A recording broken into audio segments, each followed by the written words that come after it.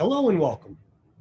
Since the beginning of the COVID-19 pandemic, I found myself in a non-traditional role for law enforcement and was assigned to the Bergen County Health Department, specifically dealing with COVID-19 data and generating lists of COVID-19 positive persons for first responder agencies. The COVID-19 pandemic has highlighted the precarious balancing act between public health, privacy, and law enforcement. Playing critical roles in these areas during the pandemic were communicable disease reporting systems. Unfortunately, barriers to and delays in sharing health data often compromise the effectiveness of disease mitigation programs. This presentation is designed to be a snapshot of my published paper, which can be reviewed at the Homeland Security Affairs Journal website. The two biggest findings of this research were that generating lists of positive COVID-19 persons creates a false sense of security, or potentially creates it, and second, that effective policy or procedures can help prevent further diminished workforce potentials. To start, let's break down the data sharing part. At the onset of this pandemic, guidance was released by the CDC in order to limit exposure, including prevention measures, contact tracing, quarantine periods, and recommendations concerning information sharing for those who were infected by COVID-19.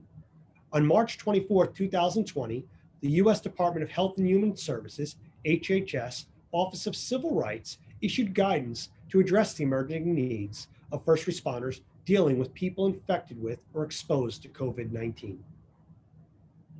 This guidance specified that public health agencies may disclose protected health information, or PHI, to first responders in order to prevent the spread of COVID-19 without violating Hipaa laws, or specifically the Hipaa privacy rule.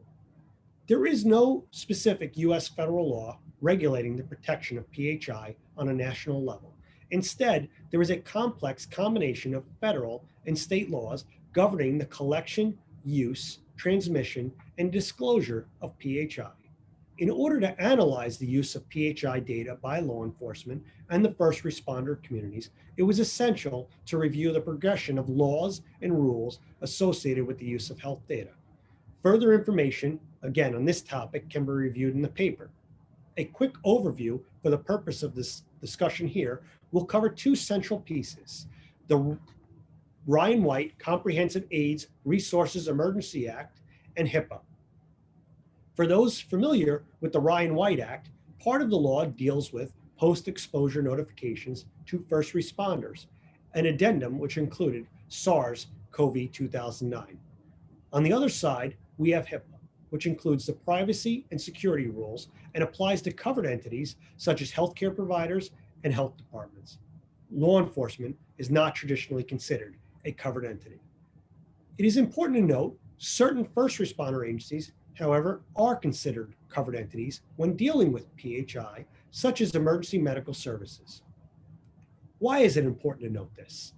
It is important so we have an understanding that we are responsible for the data usage and security when receiving this information. For example, in December of 2019, an emergency medical services outfit in Georgia was sanctioned and fined $65,000 for PHI data security violations. Under the Hipaa security rule, there are three types of security safeguards: administrative, physical, and technical safeguards, all of which apply to entities receiving this type of data. The privacy rule, on the other hand, was created to balance the individual's right to privacy with the ability to share PHI in certain circumstances.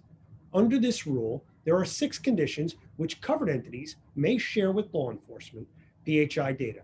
Again, this can be reviewed in the paper for specifics, but for the purpose of this discussion, those 6 conditions do not include positive exposed patient lists.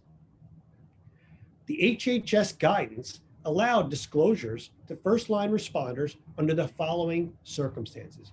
First, a covered entity may disclose a list of names and addresses of those individuals who have tested positive or received treatment for COVID-19 to a dispatch center for use on a per-call basis, and 2, that the dispatch center that is designated as the covered entity may disclose the information received to law enforcement agencies who are dispatched to the subject location.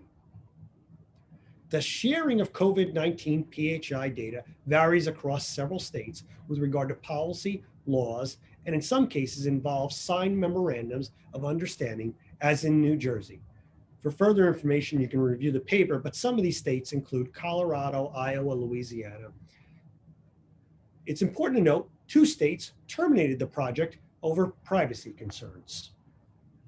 PHI data is furnished so that extra precautions are taken when dealing with an incident at a specific address and not as a pretext to refuse a call for service or to deny treatment to an infected person. Under New Jersey law, we utilize a web-based system, the Communicable Disease Reporting and Surveillance System, known as CDR-SS. Disclosures of confidential individual medical information are mandated by the New Jersey Commissioner of Health and are defined under New Jersey's Emergency Health Powers Act. The New Jersey Attorney General's Office, which all New Jersey law enforcement agencies fall under, and the New Jersey Department of Health issued specific steps for the disclosure of PHI data in New Jersey to first responders. First, we could only rely on what is in CDR-SS. Second, the county prosecutor's office would be the central point of contact at each of the 21 counties in New Jersey.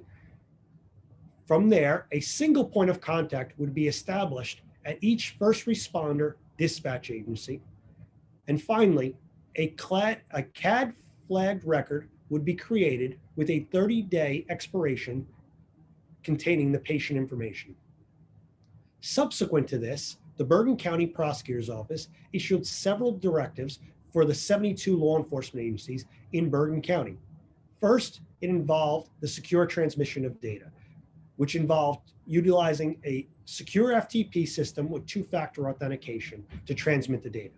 The use of the data, and most importantly, obtaining patient data, could only come through the approved mechanisms of the Department of Health and the County Prosecutor's Office.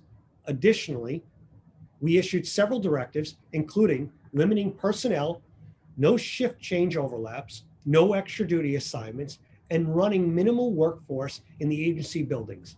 Again, this has been an unprecedented challenge within the health community with respect to containing the outbreak, and resources were overwhelmed. But for data to be relevant to responder agencies, we need to receive the information in a timely manner and have it accurate.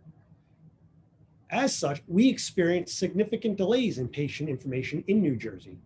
The Department of Health released several factors in those delays, which included address information, local health department confirmations, and patient information that wasn't updated. On several occasions during the height of the pandemic, it was noted by the New Jersey Commissioner of Health that the CDR-SS system was backlogged anywhere from 5 to 7 days. So if we are getting our data only from CDR-SS and it is not timely or accurate, then this creates a delay or a problem when we generate lists. Bergen County was and remains the highest infected county in the state of New Jersey, yet we experienced less quarantines and infected law enforcement officers during the height of the virus, partly due to the proactive directives which limited staff and shift work. For further information, please see my published paper. Thank you.